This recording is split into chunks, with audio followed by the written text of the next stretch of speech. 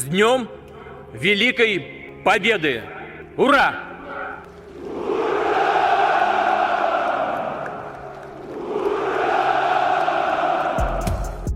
Dari masa kejayaan Uni Soviet hingga lahirnya Rusia modern, dunia selalu memandang negeri ini sebagai simbol kekuatan besar yang disegani dan ditakuti. Citra Rusia identik dengan kekuatan militer, persenjataan strategis, serta pengaruh geopolitik yang luas hingga ke jantung Eropa dan rivalitas panjang dengan Amerika Serikat. Gambaran tentang tank baja yang melintas di lapangan merah, jet tempur yang membelah langit musim dingin, dan diplomasi keras di panggung internasional membentuk persepsi global tentang Rusia. Namun, di balik citra tegas dan keras itu, ada sisi lain yang jarang dibicarakan.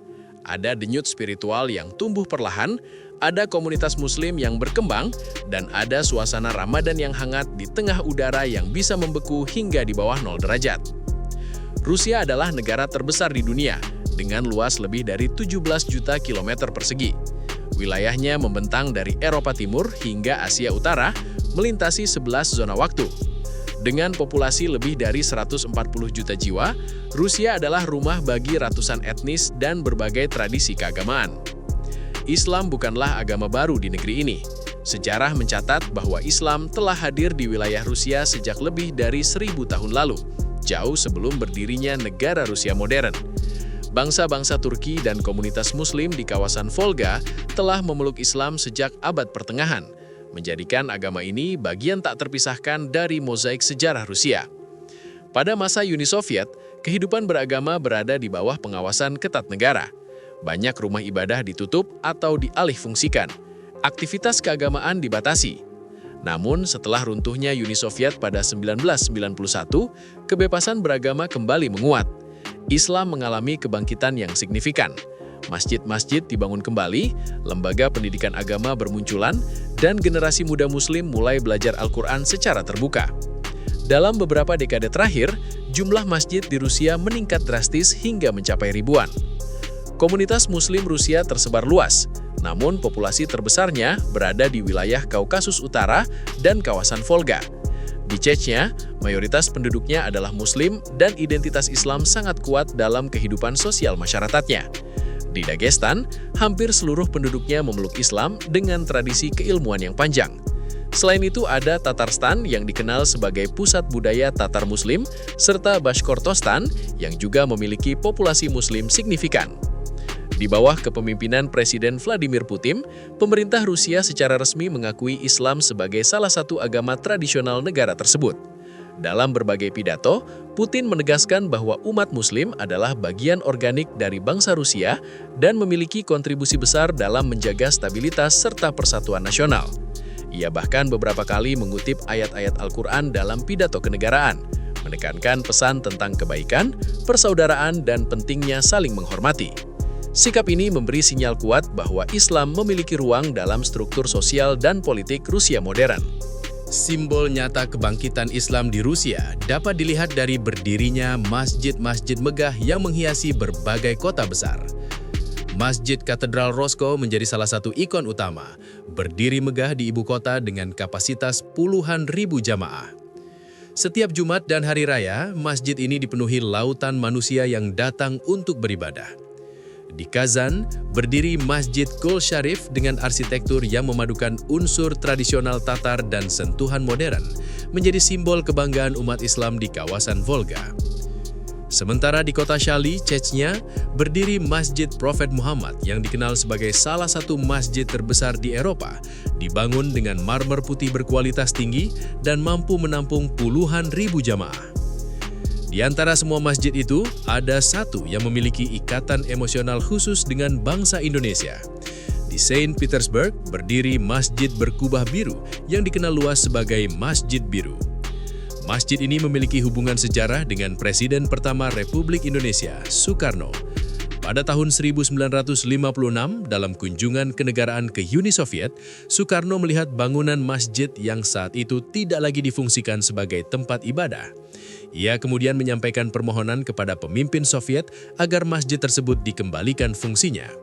Permintaan itu dikabulkan, dan sejak saat itu masjid tersebut kembali menjadi tempat ibadah bagi umat Islam. Kisah ini menjadi simbol persahabatan lintas bangsa dan lintas ideologi, sekaligus menunjukkan bagaimana suara seorang pemimpin dari Asia Tenggara dapat berpengaruh hingga ke jantung Eropa Timur.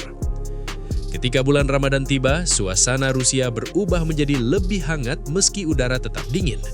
Di beberapa wilayah, terutama saat musim panas, durasi puasa bisa mencapai lebih dari 18 jam sehari. Matahari terbit sangat awal dan terbenam sangat larut. Tantangan ini tidak menyurutkan semangat umat muslim. Justru di tengah panjangnya siang, mereka menemukan makna kesabaran yang lebih dalam. Masjid-masjid dipenuhi jamaah untuk salat tarawih. Lantunan ayat suci Al-Quran menggema di ruang-ruang ibadah yang megah maupun sederhana. Ramadan di Rusia juga identik dengan kegiatan sosial yang intens.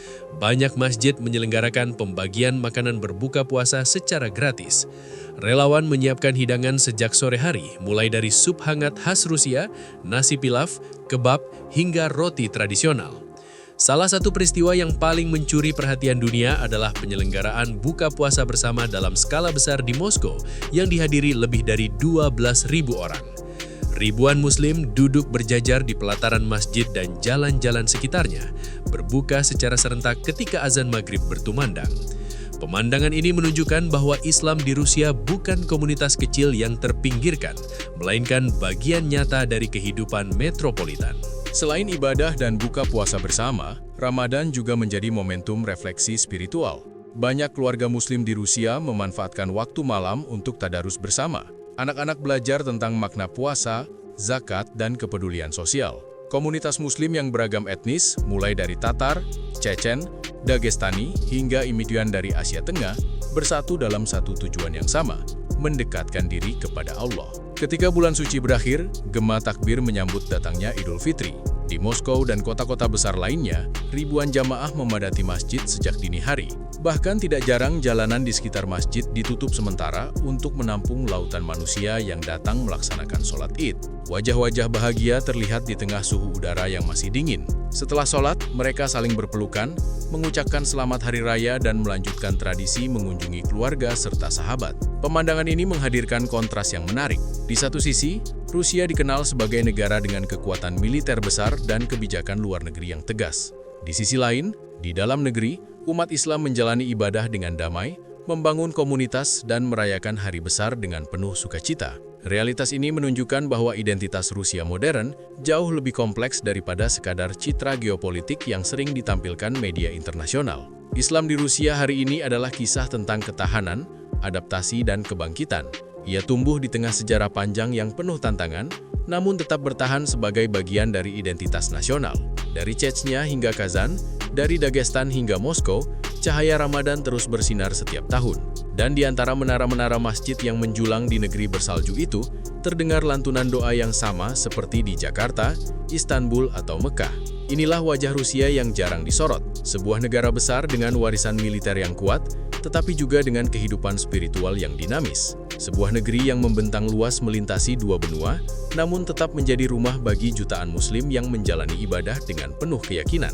Di tengah dinamika dunia yang terus berubah, kisah Islam di Rusia mengajarkan bahwa iman dapat tumbuh di mana saja, bahkan di tanah yang dulu dikenal sangat keras terhadap ekspresi keagamaan. Dan setiap Ramadan, di balik langit yang sering tertutup salju, cahaya keimanan itu tetap menyala dengan hangat dan penuh harapan.